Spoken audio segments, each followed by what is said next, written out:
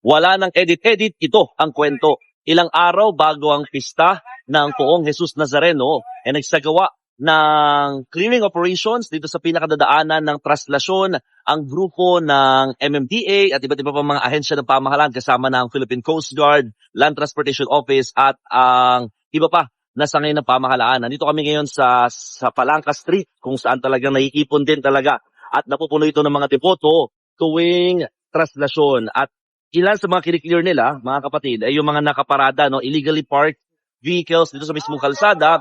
At the same time, sinasabayan na rin nila ng operations in terms of traffic violations. Kaya naman yung mga hindi tama yung pagsuot ng helmet, mga walang plaka, ilan yan sa mga sinisitan na rin ng MMDA kasama na nga ang LTO. Pero ito, isa sa pinakanasita ng MMDA dahil itong bahaging ito ay may mga nakalagay na mga parang part ng bahay nila, at saka mga e-trike or tuk-tuk kung tawagin, at pinapaalis nga ng MMDA para nga hindi maging sagabal at di rin sila madisgrasya kung sakaling dumugin nga ito ng mga tao. Pero sabi naman ng may-ari, aalisin naman daw nila itong kanilang mga gamit dito, no?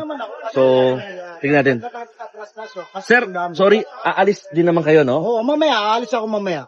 Okay, so anong masasabi mo sa ginagawang clearing? Wala akong masasabi, no comment ako, sir. Kasi may pesta eh. Oo. Okay lang naman sa akin, willing ako umalis dito. Magkikisama ako dahil exo rin ako. Oo. Wag lang puwersahin. Wag lang, sir. Kasi si Sir Gabriel, grabe naman. Hindi naman po ako, labag sa Oh. Malayo pa.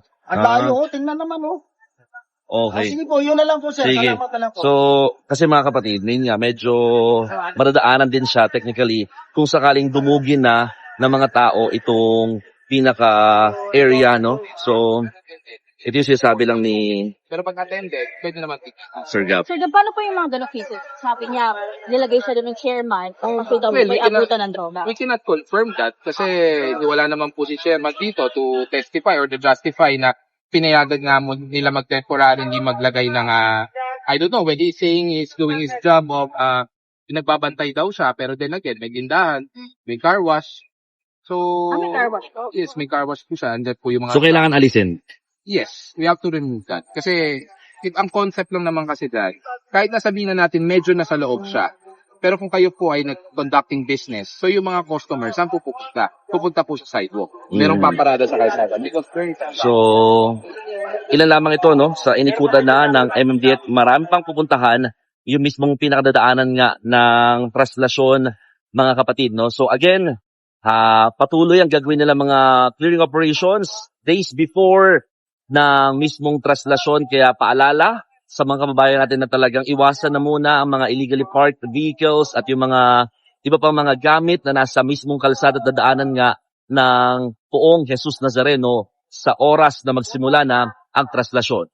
O paano? Ako po si Mon Gualvez ng News 5 at yan ang aking istorya ngayong araw.